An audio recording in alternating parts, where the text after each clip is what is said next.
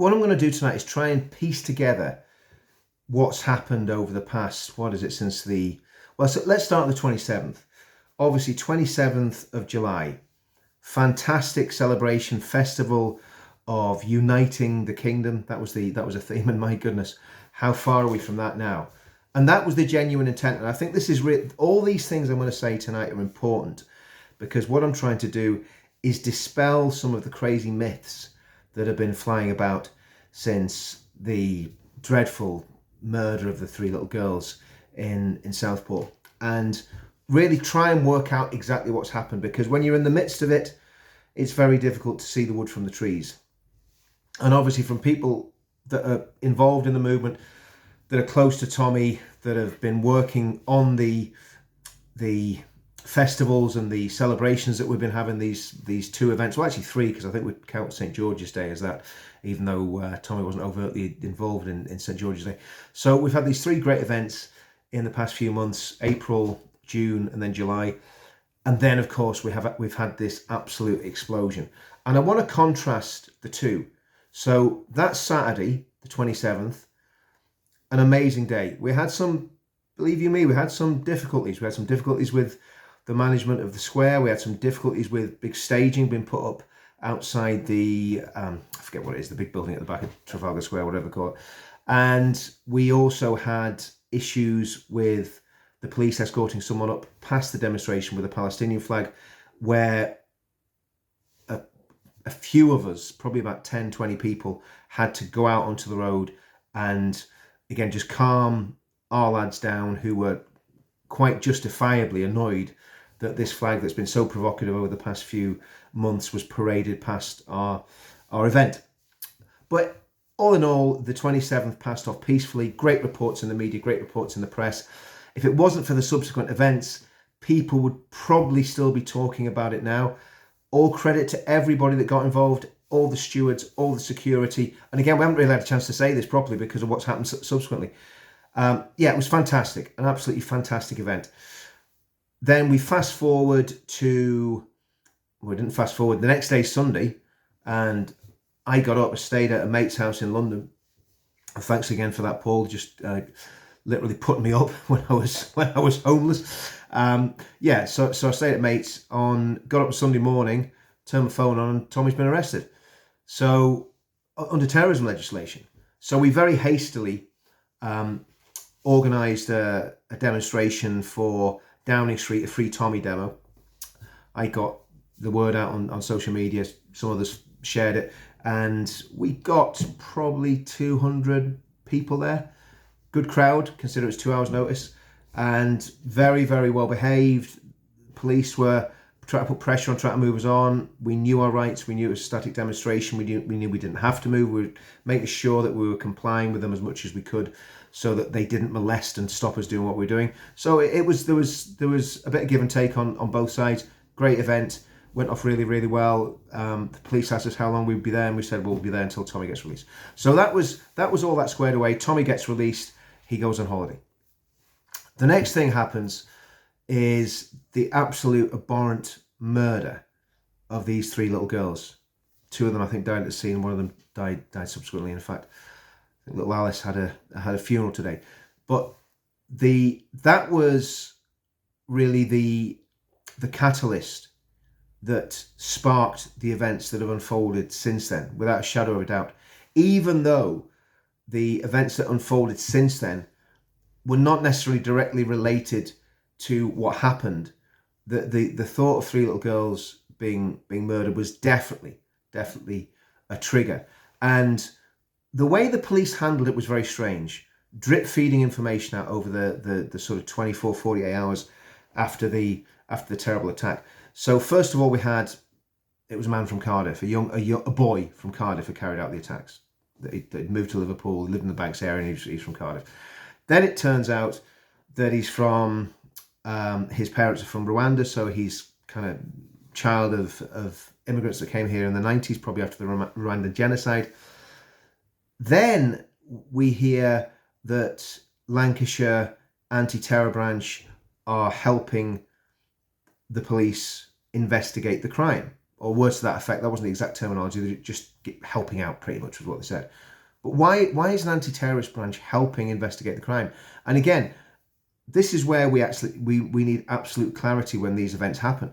Because if there'd been absolute clarity from the beginning, then it would have certainly gone a long way. Well, depending on what the truth is, and that's the other issue, it would have certainly gone a long way to cooling tempers. And then, of course, there was the fake news came out where it gave a guy's false name, false country, said he was an asylum seeker. All that was untrue, and we know it was untrue. And again, when I was doing videos, people like Paul Thorpe, we were saying, well, we want to wait until we get absolutely official confirmation about any of this, because until everything is official, we don't want to comment on it now. But the reality is, here's the problem. Officialdom is not telling the truth either. So we've had numerous terrorist attacks where it's only come out in the court case that the guy was shouting Allah Akbar as he was killing people. So, and saying that he was doing it, you know, to be faithful to Allah, or whatever they want to say. So we still don't know the motive of this man that's carried out this heinous crime.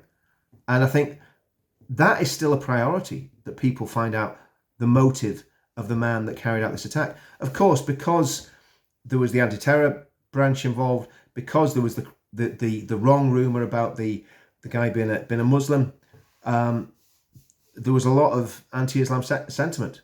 And what it led up to on the, I think it was the Tuesday night, which would have been the 30th of July. And again, I'll apologize, I'm doing all this from memory. I'm tired and I'm over 50, so just forgive me if the sequence of events isn't quite right.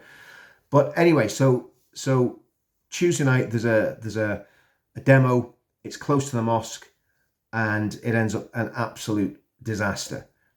Rioting with the police unprepared for it. Again, just for the grace of God, nobody was seriously injured or killed. When these situations get serious, it's very, very easy for people to get very, very seriously hurt or even killed.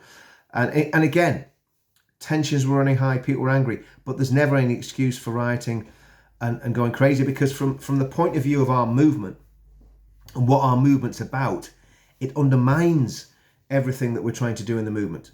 And it just doesn't work. So yes, and I keep saying this over and over again, you have a right to peaceful protest. And I encourage people to protest, because it is a human right. It's one of the fundamental human rights. But you do not have a right to become violent. You do not have a right to throw bricks at the police. You do not have a right to burn police vans and just get on like absolute crazy people. It doesn't do our movement any good. It's counterproductive. It does absolutely the opposite of what we're trying to achieve, which is basically bring about a peaceful resolution to the problems of our country, a peaceful political and cultural resolution. So that was the Tuesday night. Wednesday night, there's a demo organised for Downing Street. Again, I could do a whole video on the Downing Street thing. All I'm going to say is the police, without a shadow of doubt, were making arbitrary arrests, and in my view, they were doing it to get numbers up. And that's, again, so there's a lot of damage been done to everything on all sides here. So now the lads that come to our events will have no trust whatsoever, and the trust was very, very low anyway, but the trust in the police will be completely gone out the window. And it's getting to the stage where it looks like the authorities don't care about offending or alienating a few white folk. And I don't like playing the white and black and brown card. I never play it. If anyone listens to my videos, you know I'm very, very much into civic nationalism as opposed to ethno-nationalism. I believe the nationalism has got to be based on love for country, not on the colour of your skin. Okay, so massive kettling operation, mass arrests, 73-year-old woman with a heart condition getting arrested. Martin Daubney was put in cuffs, for goodness sake. He's a GB News reporter. So loads going on there. I think what happened then, because of that, there was a reaction around the country, because people were absolutely furious about that. So there were demonstrations around the country, quite legitimate. You can have peaceful demonstrations, but what you cannot do is then go and riot and burn and loot and beat people up and all that sort of stuff. Crazy. It's not working. All you're going to do is fill prison cells. All you're going to do is cause massive problems for the movement. All the while this is happening. So, and I want to talk about this as well, because this is really important. Tommy Robinson has been pretty much put in the frame for this. I was watching a ridiculous video for tonight where the guy that was on about the Russia files, I can't remember his name, ex-MI6 spook who was involved in the Russia department. I'm pretty sure his information about, I think it was about Brexit and about Trump and all this sort of stuff, had pretty much been discredited, saying that, oh, you know, Trump only got voted in because of Russian interference. The same with Brexit. Complete nonsense. I think that came from him. I could be wrong. But anyway, this spook's talking about the rioting. Points at Tommy Robinson, says, look, he was in Russia in 2020. You know, basically saying, was he a Russian asset, right? And then goes on to say that Tommy stirred up the riots. He didn't. He did one video, I think, on the Tuesday night when there'd been the day after the murder, when everybody was shouting and going mad about it. You know, everyone on social media was just absolutely up in arms, and quite rightly so. And he made a heated video. He didn't incite anything. He was just explaining why people were being passionate. It wasn't for 1 minute suggesting people go out and burn stuff. Quite the opposite. Then, subsequently to that, he did about 6 days of videos. I think it was 6 different videos. Again, I'm tired, so if I got that wrong. But there was a large number of videos. In every video, Tommy's saying, be calm. Don't do this. That's what they want. Don't throw a brick. We're not going to win this by throwing a brick. We're going to have a peaceful revolution. They were the words he was using right the way through. So how the mainstream media, which they have, you know, we could name the papers, because, you know, a lot of us have been building a file of these publications that have basically been slandering Tommy and saying he's responsible for riots. How they could go from him saying, stay calm, lads, don't riot, don't do anything stupid, you've got a right to protest, but don't riot, on and on it went for days, just telling people to calm down. And yet the mainstream media was saying he was instigating the riots. Also, the mainstream media were talking about the EDL, which hasn't existed since 2014. Also, the government were spouting about protecting mosques, and we're going to, you know, talk about Islamophobia and all that sort of stuff. And again, it wasn't about Islam. Now, were there attacks on ethnic minorities? I've seen videos of 2 attacks on ethnic minorities. We don't know who was carrying out those attacks. Was it far right, the sort of patriotic alternative type people? I don't know. Again, it's just total speculation, but there was definitely 2 attacks on video. One of an Asian man in Hartlepool and one of a black lad up in Manchester. Reprehensible. Don't do it. Like, I mean, we've got loads of black and Asian people come to our events. You know, that doesn't represent our movement. That sort of violence has nothing to do with us. So that sort of stuff was going on. But let's say Tommy was calming things down. Paul Thorpe was, everybody that was talking about this was saying, do not get involved in violence. And in fact, I think Tommy and Paul Thorpe went further and said, do not go to protests. And I think some of the other guys that are, you know, that have good followings in this movement were saying the same. So there's a lot of people saying, stay calm, don't get involved.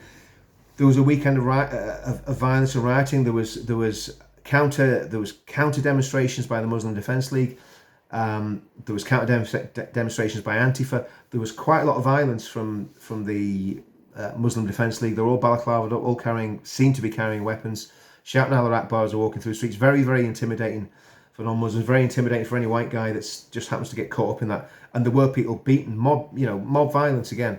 And I think there's about half a dozen instances where I've seen video of attacks on white people, and quite often they're on their own and they're just getting jumped by about 10 Asian lads, Pakistani lads, I'm guessing, or Bangladeshi, well, Muslim Defence League, whoever they are, and being quite severely assaulted, right? So these are all the things that were going on. As well as that, as well as the mainstream media constantly demonising Tommy, senior politicians were. I'm pretty sure Yvette Cooper said something about Tommy. Keir Starmer didn't mention him by name, but alluded to him. Then the whole war starts between Keir Starmer and Elon Musk. Keir Starmer is constantly just calling this far-right thuggery. And at the end of the day, yes, rioting is far-right thuggery. That's fair enough. Not always, though, because there was rioting from the Muslim Defence League. There was rioting from Antifa. There was anarchist groups at some of the demonstrations, some of the riots. So this was a very, very widespread and very confused situation. And to me, again, unless I'm missing something, first of all, Tommy was not involved in organising it.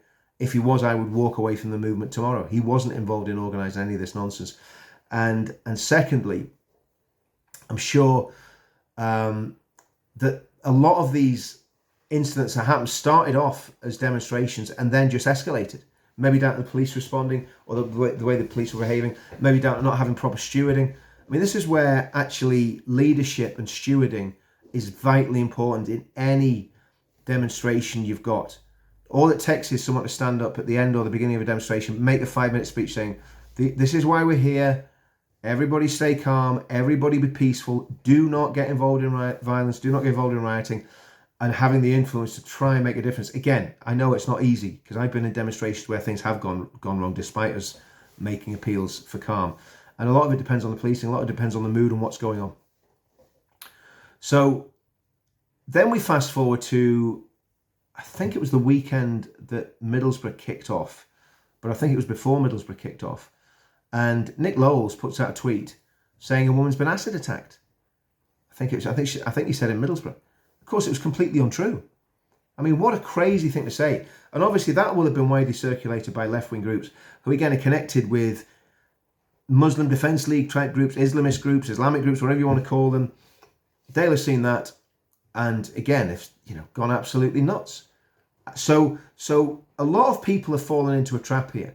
A lot of people on the right that got involved in rioting have fallen into a trap, and it's costing our movement dear, and it's going to cost people's individual liberty. And it shouldn't happen. It's not necessary. You don't go and riot. There's so many better ways of doing what we're trying to do. You do not need to riot.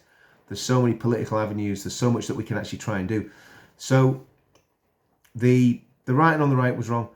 The mobs of Muslims running around with weapons was wrong. And again, I think there almost needs to be some sort of, like they used to have in the Cold War, where they had telephones between Russia and China and America, and so that if there was ever any chance of a crazy nuclear mistake, you could hopefully intervene and stop it before the missiles launch, which that's another story. But there should almost be like that sort of in some way, I think, a liaison between the police, these groups, and other groups of demonstrators, so that each knows the others, they aren't threatening each other. Because we are very, very fortunate. I looked at a lot of that footage, and I've seen stuff like that happen in Northern Ireland. People have ended up dead. Think of the 2 corporals that were dragged out of the car in Andersonstown in, I think it was 1987 or 88, and they were murdered. 2 plainclothes soldiers. So we've got to find a way of de-escalating that stuff. So there's got to be communication between protesters, the police, and the counter-protesters, and communication that makes sense so that stuff can be de-escalated. Because we cannot afford for this to happen. All the while that this is going on, Keir Starmer is showing a complete lack of leadership. People in the media are blaming Tommy Robinson. Keir Starmer and Albert Name is blaming, I think Yvette Cooper named him. Obviously, Hope Not Hate are doing what they always do. Tommy's responsible for everything that's happened since, I don't know, since the Napoleonic Wars. But the reality is that a lot of people were either by design, and with Hope Not Hate, my personal feeling is, and I've got no evidence for this, so it's just a personal feeling, but there is an element of skullduggery goes on there, where they want to trip people up and manipulate the narrative and manipulate the situation without a shadow of a doubt. That's what I feel. So then we go forward to last Wednesday, I think it was, when there was these 100 demonstrations organised, which nobody on the right knew about. I was going, who organised them? And people were saying, just don't go. Quite rightly, don't go anywhere near them. And of course, there was the mass counter demonstration where the Labour councillor called for the throat cutting of people that were involved on the right. And again, he hasn't been charged with encouraging murder. I think he was charged with inciting violent disorder, where he was clearly inciting murder. So some very nasty behaviour on all sides, without a shadow of a doubt. And this is the irony of all this. When you look at what we were trying to do under Tommy's leadership, let's get it right, we were trying to bring about a situation of uniting the kingdom, and we were very nearly there. Now, the murders happened. I don't believe that they were state sanctioned. I'm not that crazy, to say that sort of nonsense. But what I do believe is that the state has used them and used the reaction to them to, in a very sinister and cynical way, basically close down debate about the issues that are affecting the majority population, the white majority population in the United Kingdom, and its immigration, its lack of opportunity, its hopelessness, its a constant slandering of our communities and of our history and of what we've done, constantly being accused of being racist, being called gamins, Nazis, all that sort of nonsense, which is absolutely infuriating for people like me, who's a veteran. And even when I think about my Jewish friends that come to the events, and they've got these scumbags screaming that we're Nazi scum across the street as. Now people say sticks and stones and all that sort of stuff. Well, if it's good enough for the goose, it's good enough for the gander, because believe you me, they come down heavy enough on our side whenever our people say something stupid. So there needs to be sanction for that Nazi slur, which is completely untrue. And that I think there does need to be some sort of dialogue so that we can explain exactly where we're coming from, and maybe they'll have a chance to explain where they're coming from. But the problem is these people won't debate. They just scream Nazi scum because they do not understand that in a civilized society, you've got to actually talk these things out and work out why people have different positions. And again, from our point of view, what we're trying to do is build a cultural movement that will make people of all cultures, of all races, proud of Britain again. That's it. That's basically the best way to sum up what we're doing. And out of that cultural movement, hopefully there'll be a political force or a voter bloc will come out of that. That's what our movement is about. Taking back the culture, making people proud to be Britain, getting people going back to our Christian roots. That's a lot of it. Not making people Christians, but getting people back to our Christian roots. So when you look at it in that context, why would Tommy Robinson, the week after the most successful patriotic event we've ever done, why would he torpedo that and encourage and incite people to get involved in racial hatred, race riots, or Islamophobic riots, or whatever people are described, far-right riots? Why would he do that? What's he got to gain from that? That would torpedo everything that we've all been working for. And he didn't do it. It's a lie. It's an absolutely reprehensible lie.